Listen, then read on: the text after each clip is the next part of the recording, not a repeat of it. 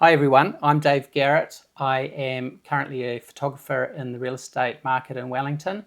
I've been a real estate agent for 20 years prior to that, so I kind of have a handle on the property market and rental investments and that kind of thing, but I don't have much info and I haven't got much or any experience actually in terms of short-term rentals, Airbnbs and Booking.com and Book a Batch and the like. And I've learnt a little bit about this subject, but I've found someone who is very knowledgeable on this side of things. And so I thought we'd have a little chat about short-term rentals and see where we go. Now, Julie, you have 2 rentals, short terms? One Airbnb? Yep. Yes. We're actually sitting in the Airbnb as we speak, in a nice little cozy corner. And this was something that you wanted to get into, or was it kind of accidental? How did you come about to be an Airbnb provider? Yeah, accidentally, and I think that's the case with a lot of Wellingtonian hosts, especially now with, the cost of living, especially high in Wellington with the rates going up, insurance is going up. So it was accidental, and it's been great for us. Yeah. And you've kind of run with the baton a little bit, and you're a super host as well? Yes. What is a super host for people who don't know? A super host is when you sort of exceed expectations. Yeah. So that's how Airbnb, it works on a rating system. Right. And that way poorer listings sort of are weeded out. Yes. And if they hit a lower threshold, Yeah. or if the host does something that they shouldn't be doing, they're gone from the platform. Okay. So above a super host, well, that's where you want to get to with your Airbnb, right? Because it's kind of like a top of the cream of the crop type thing. Yeah. But you're also an advocate and you're helping other people with their Airbnb listings? Yeah, so I help sort of raise the standard of listings. Right. And I'm also the volunteer Lower North Island Airbnb community leader. Okay. And so in that role, I've been, had lots of hosts contacting me with this proposal that the council's put forward. Right. Because lots of them are just ordinary Wellingtonians like myself, and they are going to be struggling with this. Yeah. I saw you in, was it RNZ's site or something like that? You've kind of become a spokesperson, almost accidentally. Yeah, well, it's a volunteer role, so it's there's a lot of people that have been doing this for quite a while and rely on that income. Right. Wellingtonians, we've been affected, lots of households, ours was, affected with redundancies. Yes. It's, Wellington seems like it can't catch a break at the moment. No, there's definitely a lot of headwinds and there's more to come by the looks. Yeah, and putting a policy in place when really you need all the foot traffic that you can get and all that visitor spend, it's not a great idea. For people who don't know, how about we step back a little bit and just kind of define what a short-term rental is. I'm calling it a short-term rental simply because calling it an Airbnb gives you the idea, but not all short-term or vacation rental providers use Airbnb, or they might use a multitude of sites like Booking.com, Book a Batch, Batch Care, there's a bunch. So how would we define that short-term rental? Does the government or the council define it? Yes, they do. And you're right, it's not just those on the platform, it will basically be any Wellingtonian offering their house or making their house available so the government classes a short-term rental as under 3 months, whereas Wellington City Council defines it as under a month stay. Under a month stay. If your property is available for 60 days or more in a year, that's not based on occupancy. Okay. So you might only get 1 or 2 bookings and you're still going to be captured with higher rates. Do you have to have a full house out, or is it just a room? So at the moment, the council are looking to exclude rooms. If you just let out a room in your house, they'll also exclude granny flats and sort of cabins. But they won't exclude people that rent out their house or put their house on Airbnb when they're going on holiday, or those that are vacating their house purely to pay their residential rates. And we have a few of them. Oh, really? Yeah. Wow. Families, lots of retirees that just can't keep up with the increased rates and insurances. Yep. So what is the council proposing? So they are proposing to charge anyone that makes their house available, not occupied but available, so not based on bookings, for 60 days or more a year, for stays under a month, to charge them commercial rates. So this will hit those that just do it occasionally. And for lots of people, that'll be around 200% higher. Wow. Yeah, so up rates, sometimes up over 30,000. So you don't even have to have rented it out, have one person stay. Yeah. Yeah, and that's where it's unfair, and that's why we're pushing them to have something like a bed tax, which is more proportional. Yes. So it'll capture the people that will pay more that are doing it as a full-time business, rather than those that are just doing it occasionally. So at the moment, it'll capture people that are just renting their house out over the school holidays and over the summer holidays. They might only get 1 or 2 bookings, and they'll be captured. So what that means is they just won't host anymore, and that money it'll be lost visitor spend. In your experience, as somebody who's mentoring and all of that kind of stuff, is there kind of like a typical Airbnb host, or is it a wide range? It is lots of them are accidental, so they've had life changes. Yes. Especially in Wellington. So we've got people that are moving. Like they can only get work out of Wellington, so they're moving out of Wellington for a few months, maybe a short-term contract in Auckland, and what are they going to do with their house in Wellington? At the moment in Wellington, house prices for people that aren't Wellingtonians, house prices have dropped about 20 to 30%. Yeah. Lots of people are in negative equity. Yes. So you can't just sell your house. No. Like, it's very complicated. Yes.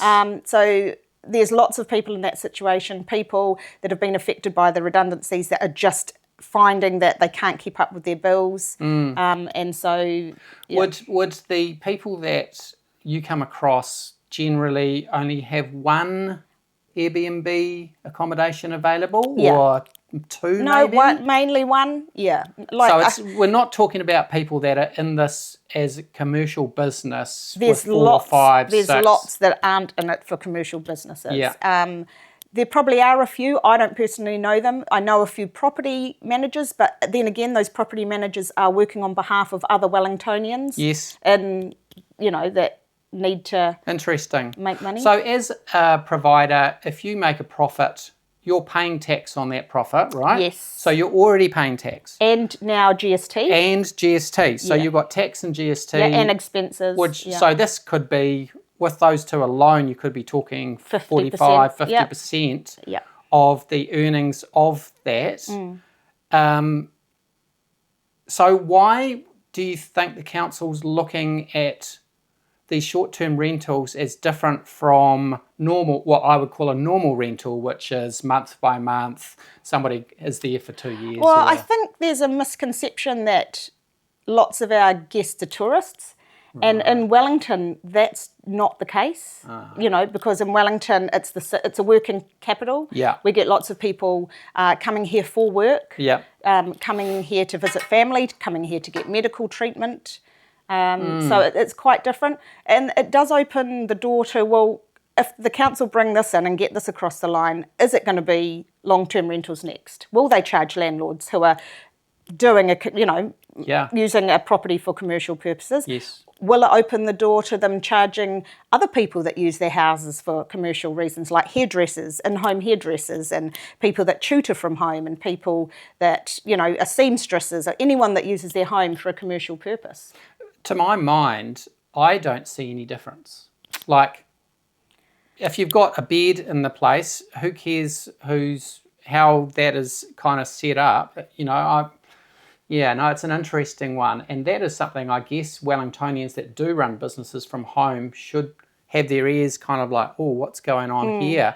And I think this is almost sliding in, these proposals sliding in, and a lot of people don't realise the consequences, the wider consequences of what's happening. Yeah. How do Airbnb stays differ from, say, hotels, or what they offer? Well, we actually cater to a different market. So when there's an event on, yes, every single place in Wellington is booked out. Hotels in Wellington, I think they have 3,800 beds. Okay.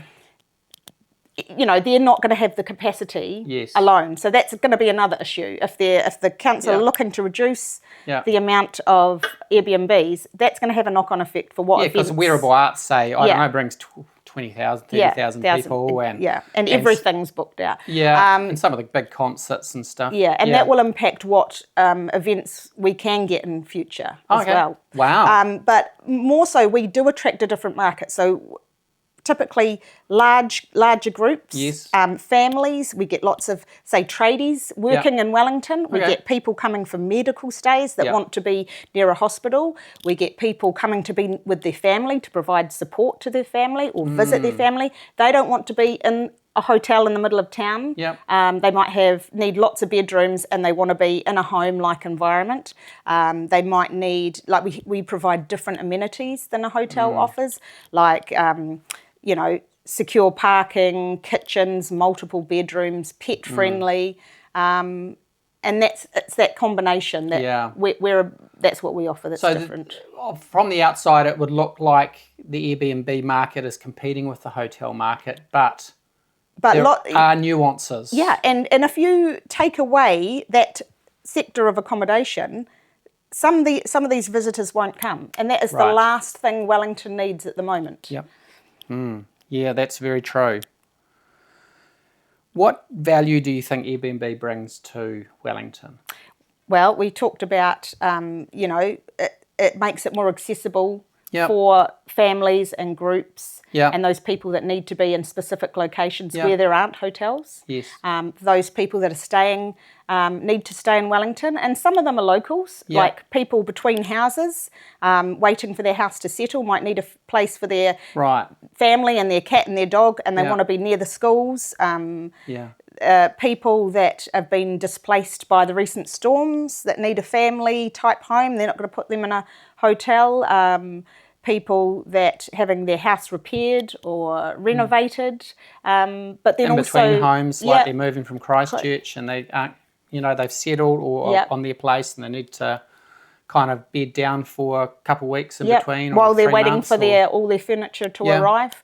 And the same with people relocating to Wellington from overseas. They're here, they're waiting for their container to arrive. They're sussing out in the neighbourhood where they're going to put their kids into school.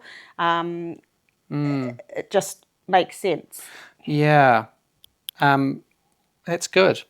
Who do you think is going to be affected by this policy? Obviously, we've got the accommodation providers, but there are other people that are affected potentially by a policy change. Like, I would think that if your rates went up by 200%, that's going to knock out a whole bunch of profitability, right? So this is so much harsher than other regions.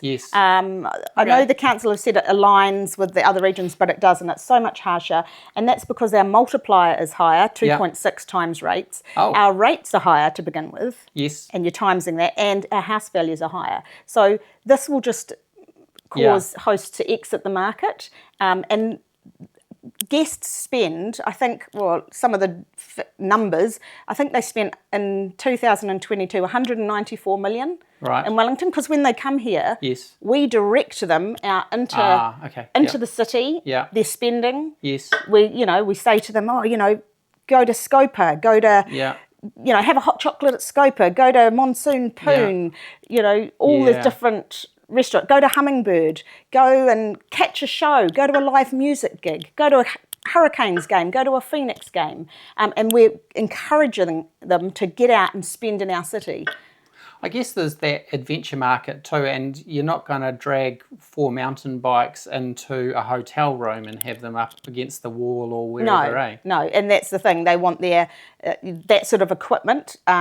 Same with workers that have a van full of expensive equipment. They want it secure and they want it with them. It seems like the council sees people using Airbnbs to make money as taking housing stock out of the market and then pushing prices up. Do you think that is actually the case? How do you think this policy will actually improve housing affordability? No, it won't. You're right. The council, some of the councillors have run with that narrative, but the data for Wellington shows that Airbnb doesn't have an impact on, it's not a driver of Wellington affordability. Yes. Housing. And, as I said, there are thousands of homes. Yes.